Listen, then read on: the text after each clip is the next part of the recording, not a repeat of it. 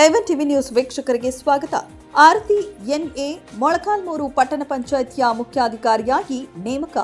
ಚಿಂತಾಮಣಿ ನಗರಸಭೆಯಲ್ಲಿ ಬೀಳ್ಕೊಡುಗೆ ಸಮಾರಂಭ. ಚಿಂತಾಮಣಿ ನಗರಸಭೆಯಲ್ಲಿ ಸುಮಾರು ವರ್ಷಗಳಿಂದ ಹಿರಿಯ ಆರೋಗ್ಯ ನಿರೀಕ್ಷಕರು ಸೇರಿದಂತೆ ವಿವಿಧ ಹುದ್ದೆಗಳನ್ನು ಅಲಂಕರಿಸಿದ್ದ ಆರತಿ ಎನ್ಎ ಅವರನ್ನ ಸರ್ಕಾರ ಹುದ್ದೆಗೆ ಬಡ್ತಿ ನೀಡಿ ಮೊಳಕಾಲ್ಮೂರು ಪಟ್ಟಣ ಪಂಚಾಯಿತಿಯ ಮುಖ್ಯಾಧಿಕಾರಿಯಾಗಿ ನೇಮಕ ಮಾಡಿ ಆದೇಶ ಹೊರಡಿಸಿದೆ. ಈ ಹಿನ್ನೆಲೆಯಲ್ಲಿ ಇಂದು ಚಿಂತಾಮಣಿ ನಗರಸಭೆಯಲ್ಲಿ ಬೀಳ್ಕೊಡುಗೆ ಸಮಾರಂಭವನ್ನು ಆಯೋಜಿಸಲಾಗಿತ್ತು. ಈ ವೇಳೆ ಪೌರಾಯುಕ್ತರಾದ ಜಿಎನ್ ಚಲಪತಿ ಅವರು ಮಾತನಾಡಿ, ಸುಮಾರು ವರ್ಷಗಳ ಕಾಲ ಚಿಂತಾಮಣಿ ನಗರಸಭೆಯಲ್ಲಿ ವಿವಿಧ ಹುದ್ದೆಗಳನ್ನು ಅಲಂಕರಿಸಿ ಸ್ವಚ್ಛತೆಗೆ ಮೊದಲನೇ ಆದ್ಯತೆ ನೀಡಿ ಉತ್ತಮ ರೀತಿಯಲ್ಲಿ ಕೆಲಸ ನಿರ್ವಹಿಸಿರುವ ಆರತಿ ಎನ್ಎ ಅವರನ್ನ ಸರ್ಕಾರ ಹುದ್ದೆಗೆ ಬಡ್ತಿ ನೀಡಿ ಮೊಳಕಾಲ್ಮೂರು ಪಟ್ಟಣ ಪಂಚಾಯಿತಿಯ ಮುಖ್ಯ ಅಧಿಕಾರಿಯಾಗಿ ನೇಮಕ ಮಾಡಿದೆ. ಮುಂದಿನ ದಿನಗಳಲ್ಲಿ ಅವರು ಇನ್ನೂ ಉತ್ತಮ ರೀತಿಯಲ್ಲಿ ಕೆಲಸ ನಿರ್ವಹಿಸಿ ಉನ್ನತ ಹುದ್ದೆಗಳನ್ನು ಅಲಂಕರಿಸಲಿ ಎಂದು ಶುಭ ಹಾರೈಸಿದರು. ಈ ಸಂದರ್ಭದಲ್ಲಿ ಮುಖಂಡರಾದ ಶೇಖ್ ಸಾದಿಕ್ ರಜ್ವಿ, ನಗರಸಭೆಯ ಅಧಿಕಾರಿಗಳಾದ ಸಿಕೆ ಬಾಬು ಸೇರಿದಂತೆ ಪೌರ ಕಾರ್ಮಿಕರು ಭಾಗವಹಿಸಿದ್ದರು.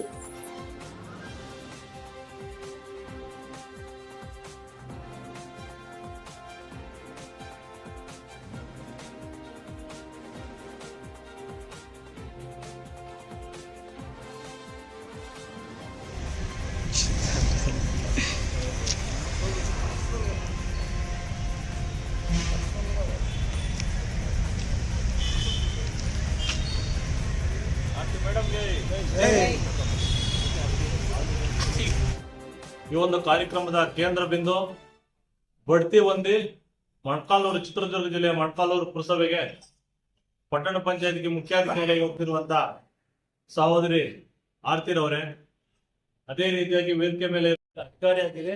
ಯಾವತ್ತೇ ಇರಲಿ ನಾನು ಇರೋವರೆಗೂ ಅಷ್ಟೇ ನಿಮಗೆ ಯಾವುದೇ ಸಂದರ್ಭ ಬರಲಿ ಸಲಹೆ ಕೊಡೋದಕ್ಕೆಲ್ಲ ನಿಮ್ಗೆ ಏನೇ ಕಷ್ಟ ಇರಲಿ ಇರ್ತೀನಿ, ನಿನ್ನೊಟ್ಟಿಗೆ ಎಲ್ಲರೂ ಇರ್ತಾರೆ ಅಂತ ನಾನು ತಿಳಿಸ್ತಾ, ನೀವು ಇಲ್ಲಿಂದ ಹೋದ್ಮೇಲೆ ಈ ಕಚೇರಿಗೆ ಹಿಂಗ್ ಹೋಗೋದು ಅನ್ಕೋಬೇಡಿ. ಯಾವತ್ತು ಈ ಕಚೇರಿ ನಿಮ್ಗೆ ತೆರೆದಿರ್ತದೆ, ಇದು ನಿಮ್ಮೂರು, ಇದು ಯಾವತ್ತೂ ಸಹ ಬರಬೇಕು. ಇಲ್ಲಿ ನಿಮ್ಗೆ ಯಾವತ್ತೂ ಮುಕ್ತವಾದ ಅವಕಾಶ ತಿಳಿಸ್ತಾ, ನಿಮ್ಗೆ ಯಾವುದೇ ರೀತಿ ಹೋದ್ಮೇಲೆ ಕೂಡ ನಮ್ಮಗಳಿಂದ ಯಾರಿಂದನೂ ಸಹ ನಿಮಗೆ ಆತಂಕ ಇರೋದಿಲ್ಲ. ನಾನು ನಿರ್ಭೀತಿಯಾಗಿ ಹೇಳ್ತಾ ಇದ್ದೀನಿ, ಹೋಗಿ ನೀವು ಒಳ್ಳೆ ಕೆಲಸ ಮಾಡಿ, ಈ ಜಿಲ್ಲೆಗೆ ಈ ತಾಲೂಕು ಒಳ್ಳೆ ಹೆಸರು ತರಬೇಕಂತ ಹೇಳ್ತಾ, ಈ ಸಂದರ್ಭದಲ್ಲಿ ನಮ್ಮಗಳಿಂದ ಸಹ ನಿನಗೆ ಏನಾದ್ರು ಸಣ್ಣ ನೋವಾಗಿದ್ರು ಕ್ಷಮೆ ಇಲ್ಲ ಅಂತ ಸಂದರ್ಭದಲ್ಲಿ ತಿಳಿಸ್ತಾ, ಅಂದ್ರೆ ನಿಜವಾಗ್ಲೂ ಪದಗಳು ಸಾಲದು. ನನಗೆ ಆಕೆ ಬಾಂಧವ್ಯ ನಿಮ್ಗೆ ಯಾರು ಗೊತ್ತಿದೆಯೋ ಗೊತ್ತಿಲ್ಲ, ನಮ್ಮಿಬ್ಬರಿಗೆ ಗೊತ್ತಿತ್ತು. ನನ್ನ ಆಕೆ ಬಾಂಧವ್ಯ ಒಂದು ತಂದೆ ಮಗಳ ಸಂಬಂಧ. ಇಲ್ಲಿ ಬಂದಾಗ ನಾನು ಅಷ್ಟೇ ಹೇಳಿದ್ದೆ, ಯಾರೇನ್ ಹೇಳ್ತಾರೋ ತಲೆ ಕೆಡಿಸ್ಕೋಬೇಡಿ, ನೀವು ಕೆಲಸ ಮಾಡಿ, ನನ್ನ ತಂಗಿ ತರ ನನ್ನ ಮಗಳ ತರ ನೀವು ಇದ್ದೀರಿ, ಇಲ್ಲಿ ಕೆಲಸ ಮಾಡಿ, ಯಾರ ಬಗ್ಗೆನೂ ನೀವು ತಲೆ ಕೆಡಿಸ್ಕೋಬೇಡಿ ಅಂತ. ಸೊ ಆಕೆ ಅದೇ ರೀತಿಯಾಗಿ ಹೊರಗಡೆ ಎಷ್ಟೇ ಟೀಕೆ ಟಿಪ್ಪಣಿಗಳು ಬಂದ್ರು ಸಹ ಕೆಲಸ ಮಾಡ್ತಿದ್ರು. ಒಂದು ಹೇಳ್ಬೇಕಾದ್ರೆ ಡೆಡಿಕೇಶನ್ಸ್ ಇತ್ತು, ಅವರಲ್ಲಿ ಡಿಸಿಪ್ಲಿನ್ ಇತ್ತು. ಏನಿದ್ರೇನೋ ಹೇಳಿದ್ರೆ ಇಮಿಡಿಯೇಟ್ ಆಗಿ ಕೆಲಸ ಮಾಡ್ತಿದ್ರು. ಎಲ್ಲಾ ಕಡೆ ಹೆಣ್ಮಕ್ಳಿಗೆ ರಾತ್ರಿ 8 ಗಂಟೆ 6 ಗಂಟೆ ಮೇಲೆ ಕಾಲ್ ಮಾಡ್ಲಿಕ್ಕೆ ಅಧಿಕಾರಿಗಳು ಯಾಕೆ ಮಾಡೋದು ಇಷ್ಟೊತ್ತಿಲ್ಲ ಅಂತಾರೆ. ಬಟ್ ನಾನು 10 ಗಂಟೆಲ್ಲೂ ಸಹ ಅವ್ರಿಗೆ ಫೋನ್ ಮಾಡಿದ್ದೀನಿ, 10:15 ಸಹ ಫೋನ್ ಮಾಡಿದ್ದೀನಿ. ಆ ಸಂದರ್ಭದಲ್ಲೂ ಫೋನ್ ತಗೊಂಡಿದ್ದಾರೆ, ರಿಸೀವ್ ಮಾಡಿದ್ದಾರೆ. ಮಾಡಿ ನನ್ನ ಒಂದು ಏನೇ ಇರ್ಲಿ ಹೇಳಿ, ಇದುವರೆಗೂ ಆಗಲ್ಲ ಸರ್ ಅನ್ನೋ ಒಂದು ಮಾತು ಇದುವರೆಗೂ ನಾನು 2.5 ವರ್ಷಗಳಲ್ಲಿ ನಾನು ಕೇಳಿಲ್ಲ. ಸರ್ ಆಯ್ತು ನೋಡ್ತೀನಿ ನಾನು, ಅದೇ ರೀತಿಯಾಗಿ ಮಾಡ್ತಿದ್ರು. ಆಮೇಲೆ ಸುಮಾರು ಸಲ ನಾನು ಅವ್ರನ್ನ ಹೊಂದಾಣಿಕೆ ಮಾಡ್ಕೊಂಡು ಹೋಗುವಂತ ಹೇಳಿದ್ರು ಸಹ ಉಂಟು ಕೆಲವೊಂದು ವಿಚಾರಗಳಲ್ಲಿ. ಯಾಕಂದ್ರೆ ಕೆಲವು ಮನುಷ್ಯ ತಪ್ಪು ಮಾಡೋದು ಸಹಜ, ದುಡುಕ್ದಾಗ ಏನಾಗುತ್ತೆ, ಹೊಂದಾಣಿಕೆ ಮಾಡ್ಕೊಂಡು ಆಗಿರೋ ತಪ್ಪುಗಳನ್ನ ತಿದ್ಕೊಂಡು ಹೋಗ್ಬೋದು. ಅಂತ ತಪ್ಪು ಯಾವ್ದು ಆರ್ತಿ ಮಾಡಿರ್ಲಿಲ್ಲ. ಸಣ್ಣ ಪುಟ್ಟ ಒಂದು ಅಲ್ಲಿ ಕಸಾಧ್ಯಕ್ಷ ಇಲ್ಲಿ ಒಂದು ಕೌನ್ಸಲರ್ಸ್ ಇರ್ಬೋದು, ಸಹೋದ್ಯೋಗಿ ಮಿತ್ರರಲ್ಲಿ ಇರ್ಬೋದು, ಸಣ್ಣ ಪುಟ್ಟ ಎಡವಟ್ಟುಗಳು ಸಾಮಾನ್ಯವಾಗಿ ಎಲ್ಲರಲ್ಲೂ ಬರ್ತವೆ. ಅದೇ ರೀತಿ ಅವರು ಸಹ ಸ್ವಾಭಾವಿಕವಾಗಿ ಆ ತರ ತಪ್ಪುಗಳನ್ನು ಮಾಡ್ತಿದ್ರು. ಕೆಲವರಿಗೆ ಆರೋಗಂಡ ಆಗ್ತಿತ್ತು. ಈಗ ನನ್ನನ್ನು ನೋಡಿದ್ರೆ ಇಲ್ಲಿ ಇರೋದು ಎಲ್ಲರೂ ಒಳ್ಳೆಯವರು ಅಂತ ಹೇಳಕ್ ನಾನು ಸಾಧ್ಯವಿಲ್ಲ. ಕೆಲವರೆಲ್ಲ ಬೈಕೊಳ್ತಾರೆ, ನನಗೆ ಗೊತ್ತಿದೆ. ಯಾಕಂದ್ರೆ ನೇರವಾಗಿ ಮಾತಾಡ್ತೀವಿ, ನಿಷ್ಠೂರವಾಗಿ ಮಾತಾಡ್ತೀವಿ. ಯಾಕಂದ್ರೆ ನನ್ನ ಮೇಲೂ ಸಹ ಮೇಲಾಧಿಕಾರಿಗಳಾಗ್ಬೋದು, ಜಿಲ್ಲಾಧಿಕಾರಿಗಳಾಗ್ಬೋದು, ಜಿಲ್ಲಾ ಉಸ್ತುವಾರಿ ಸಚಿವರಾಗ್ಬೋದು, ಒತ್ತಡ ಇದೆ. ಕೆಲಸದ ಒತ್ತಡ ಇದ್ದಾಗ ಅನಿವಾರ್ಯವಾಗಿ ನಿಮ್ಮಗಳ ಮೇಲೆ ಒತ್ತಡ ಇಡ್ತೀವಿ, ಕೆಲಸ ಹೇಳ್ತೀವಿ. ಅದೇ ಕೆಲಸ ನಾನು ಅವ್ರ ಮೇಲೆ ಒತ್ತಡ ಇಡೋ ಸಂದರ್ಭದಲ್ಲಿ ನಿಮ್ಮಗಳ ಮೇಲೆ ಒತ್ತಡ ಏರಿ ಕೆಲಸ ತೆಗೆದಿರ್ಬೋದು ಅಷ್ಟೇ ವಿನಃ ಯಾವುದೇ ರೀತಿ ಅವರುಗಳು ನಿಮ್ಮ ಮೇಲೆ ತೊಂದರೆ ಕೊಡೋದಾಗ್ಲಿ ಇನ್ನೊಂದಾಗ್ಲಿ ಮಾಡಿಲ್ಲ. ನಿಮ್ಮಗಳಿಗೆ ಯಾರಿಗಾದ್ರೂ ಆ ತರ ನೋವಿದ್ರೆ, ಅವ್ರಿಗೆ ಬಗ್ಗೆ ನಿಮ್ಗೆ ಏನಾದ್ರು ಮನ್ಸಲ್ಲಿ ಬೇಜಾರಿದ್ರೆ, ನಾನೇ ಅವ್ರಿಗೆ ಪರವಾಗಿ ನಿಮ್ಗೆ ಎಲ್ರಿಗೂ ಕ್ಷಮೆ ಕೇಳ್ತೀನಿ. ಯಾವುದೇ ಇನ್ಮೇಲಿಂದ ಇಲ್ಲಿ ಮನ್ಸಲ್ಲಿ ಇಟ್ಕೊಳಕ್ ಹೋಗ್ಬೇಡಿ. ಇಲ್ಲಿಂದ ಹೋದ್ಮೇಲೆ ಮತ್ತೆ ಬಂದ್ಮೇಲೆ ನಿಮ್ಮನ್ನ ನಮ್ಮ ಮನೆ ಹುಡುಗಿ ನಮ್ಮೂರ್ ಹುಡುಗಿ ಒಂದು ಹೆಣ್ಮಗು ತರ ನೀವು ನೋಡ್ಬೇಕು. ಆ ಹುಡುಗಿ ಇಲ್ಲಿ ಮಾಡಿರುವಂತ 15 ವರ್ಷಗಳ ಸೇವೆನ ನೀವು ಗುರುಸ್ಬೇಕು.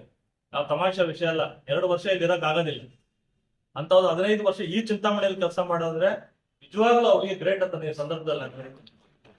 ಇವಾಗ ಬೆಳಿಗ್ಗೆ 5 ಗಂಟೆಗೆ ಬಂದು ನಿಂತ್ಕೊಂಡು ನಂಗೆ ಪ್ರತಿದಿನ ಲೊಕೇಶನ್ ಆಗ್ತಾಳೆ, ಅವ್ರಿಗೆ ಯಾರು ಬರ್ತಾರೋ ಬರೋದು ಲೊಕೇಶನ್ ಆಗ್ತಾಳೆ. ಸೊ ನಾನು ಅವ್ರಿಗೆ ಹೇಳ್ತಿದ್ದಿಷ್ಟೇ, ನೋಡಮ್ಮ ನೀನ್ ಹಿಂದೆ ಬಂದಂತ ನಿನ್ ಮೇಲೆ ಒಂದು ಅಪವಾದ ಇದೆ, ಬಂದಂತ ಹೆಲ್ತ್ ಇನ್ಸ್ಪೆಕ್ಟರ್ಗಳು ಯಾರು ಉಳಿಯೆಲ್ಲ ಹೊರಟೋಗ್ಬಿಡ್ತಾರೆ, ಯಾಕಂದ್ರೆ ಅವ್ರಿಗೆ ಕೆಲಸ ಹೇಳ್ಕೊಡ್ತಿಲ್ಲ ಅಂತ. ನಾನು ಅವ್ರು ಬಂದಾಗಿಂದ ಅದನ್ನೇ ಹೇಳ್ತೀನಿ, ಕೆಲಸ ಹೇಳ್ಕೊಡಿ, ಜೂನಿಯರ್ಸ್ ಇಬ್ರು ಇದಾರೆ ಅಂತ.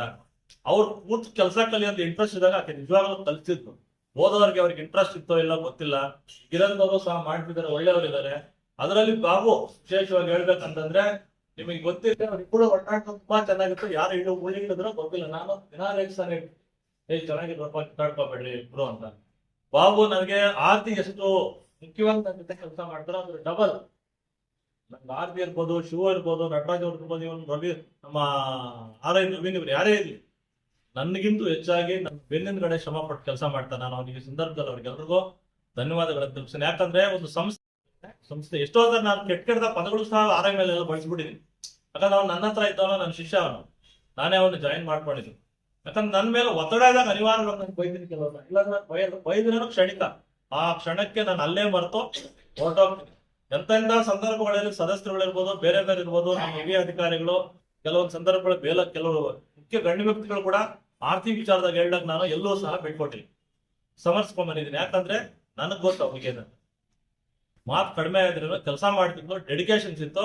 ನಾನು ಮತ್ತೆ ಪುನರುಚ್ಚಾದನೆ, ಆ ಹುಡುಗಿಗೂ ನನಗಿದ್ದ ಸಂಬಂಧ ಒಂದು ತಂದೆ ಮಗಳಿಗಿದ್ದ ಸಂಬಂಧ. ಯಾವತ್ತೂ ನಾನು ಏನೇ ಇರ್ಲಿ ಇಲ್ಲ, ಬೇರೆ ಯಾರು ಏನಂತ ಕೊಡೋದು ನಾನು ತಲೆ ಕೆಡಿಸ್ಕೊಳ್ಳೋದಿಲ್ಲ. ನೀವು ಹೋಗಿದ ಕಡೆ ಒಳ್ಳೆ ಕೆಲಸ ಮಾಡಿ, ಒಳ್ಳೆ ಹೆಸರು ಪಡ್ಕೊಳ್ಳಿ. ಇನ್ನೂ ಸರ್ವಿಸ್ ಇದೆ ನಿಮ್ಗೆ. ನಗರಸಭೆಗೆ ನೀವು ಮತ್ತೆ ಪೌರಾಯುಕ್ತರ ಬರ್ಬೇಕಂತ ನಾನು ನೋಡ್ಬೇಕಂತ ಆಸೆ ಇದೆ.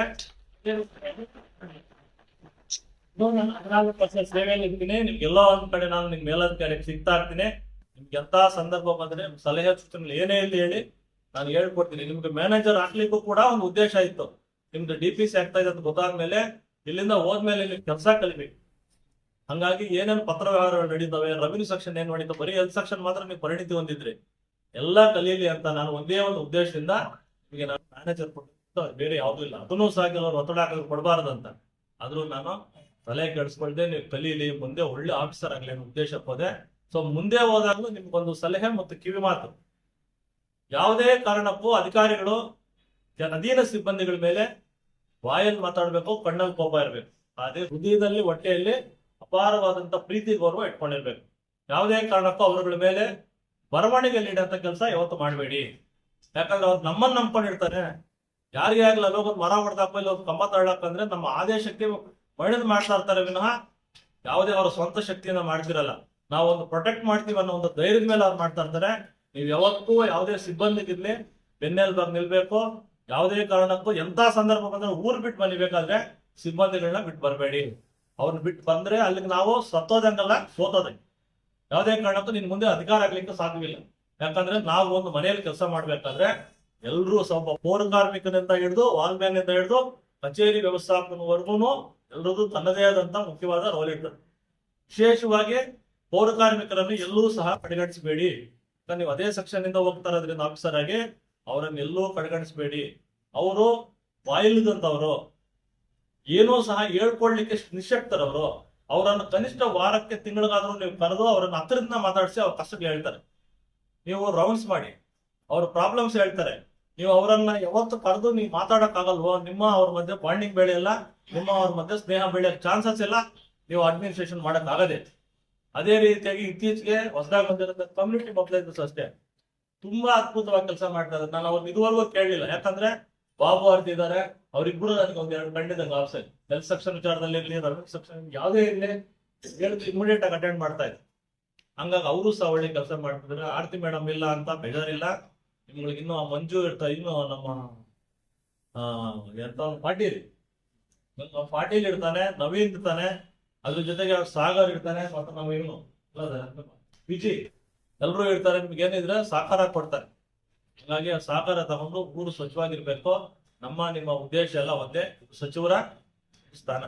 ಅದೇ ರೀತಿಯಾಗಿ ಎಲ್ಲೋದ್ರೂ ಸಹ ನಾವು ಒಳ್ಳೆ ಊರನ್ನ ಸ್ವಚ್ಛವಾಗಿ ಇಟ್ಕೊಬೇಕು, ಸುಂದರವಾಗಿ ಇಟ್ಕೊಬೇಕು, ಮೂಲಭೂತ ಸೌಕರ್ಯ ಕೊಡ್ಬೇಕು. ಒಂದು ನೆನ್ಪಿಟ್ಕೋಬೇಕು, ನಾವು ತಿಂತಾರ ಅಂತ ಏನೇ ಸಂಬಳ ಇರಲಿ, ಸಾರ್ವಜನಿಕರು ಕೊಟ್ಟಿರೋ ತೆರಿಗೆ ಹಣ, ಆ ತೆರಿಗೆ ಹಣಕ್ಕೆ ನಾವು ನ್ಯಾಯ ಒದಗಿಸ್ಬೇಕು. ಯಾವುದೇ ಕಾರಣಕ್ಕೂ ಅದಕ್ಕೆ ದ್ರೋಹ ಮಾಡೋಂಥ ಕೆಲಸ ಅಧಿಕಾರಿಯಾಗಿ ಮಾಡಬಾರ್ದಂತ ನಾನು ಸಂದರ್ಭದಲ್ಲಿ ಬಂದಾಗಿಂದ ಇಲ್ಲಿವರೆಗೂ ನನ್ನ ಜೊತೆ ಇದ್ದಂತ ಎಲ್ಲಾ ಸಿಬ್ಬಂದಿಗಳು ನನಗೆ ಸಂಪೂರ್ಣವಾಗಿ ಸಹಕಾರ ಕೊಟ್ಟಿದ್ದಾರೆ. ನಾನು ಇಷ್ಟು ವರ್ಷ ಇಲ್ಲಿ ಕೆಲಸ ಮಾಡ್ಲಿಕ್ಕೆ ಕಾರಣ ನನ್ನ ಪೌರ ಕಾರ್ಮಿಕರಾಗ್ಬೋದು, ಚಾಲಕರಾಗ್ಬೋದು, ನನ್ನ ಜೊತೆಗೆ ಸಂಪೂರ್ಣವಾಗಿ ಸಹಕಾರ ಕೊಟ್ಟು ಕೆಲಸ ಮಾಡಿರೋದ್ರಿಂದನೇ ಸಾಧ್ಯ ಆಗಿದ್ದು. ಸೊ ಎಲ್ರಿಗೂ ಪೂರ್ವಕವಾದ ಧನ್ಯವಾದಗಳು. ಅಷ್ಟು ವರ್ಷ ನನಗೆ ಸಹಕಾರ ಕೊಟ್ಟು ನನ್ನ ಜೊತೆ ನಡ್ಕೊಂಡು ಹೋಗಿದ್ದಕ್ಕೆ ತುಂಬಾ ಧನ್ಯವಾದ. ಬೀಳ್ಕೊಡುಗೆ ಸಮಾರಂಭಕ್ಕೆ ಎಲ್ಲರಿಗೂ ಈ ಒಂದು ಬೀಳ್ಕೊಡುಗೆ ಕಾರ್ಯಕ್ರಮದಲ್ಲಿ ಶ್ರೀಮತಿ ಆರ್ತಿ ಅವರು ಭರ್ತಿ ಅವರಿಗೆ ಸಭೆಗೆ ಮುಖ್ಯಾಧಿಕಾರಿಗೆ ಹೋಗ್ತಾ ಇದ್ದಾರೆ. ಅವ್ರಿಗೆ ಒಳ್ಳೇದಾಗ್ಲಿ. ಏನು ಅಂತ ಅವರಿಗೆ ಮತ್ತು ಸಾದಿಕ್ ಅವ್ರಿಗೆ ಬಾಬುರವರು ಎಲ್ಲ ಬಂದಿರ್ತಾರೆ. ಎಲ್ಲ ಸಿಬ್ಬಂದಿಗಳು ಬಂದಿರ್ತೀರ. ಈ ಕಾರ್ಯಕ್ರಮದ ಬಗ್ಗೆ ಇವಾಗ ನಮ್ಮ ಸಾಹೇಬರನ್ನ ಮಾತಾಡ್ತಾರೆ. ಜೋಹರ್ ಅವರಿಗೆ ಮತ್ತು ಸಾದಿಕ್ ಅವ್ರಿಗೆ ಬಾಬುರವರು ಎಲ್ಲ ಬಂದಿರ್ತಾರೆ. ಎಲ್ಲ ಸಿಬ್ಬಂದಿಗಳು ಬಂದಿರ್ತೀರ. ಈ ಕಾರ್ಯಕ್ರಮದ ಬಗ್ಗೆ ಇವಾಗ ನಮ್ಮ ಸಾಹೇಬರನ್ನ ಮಾತಾಡ್ತಾರೆ.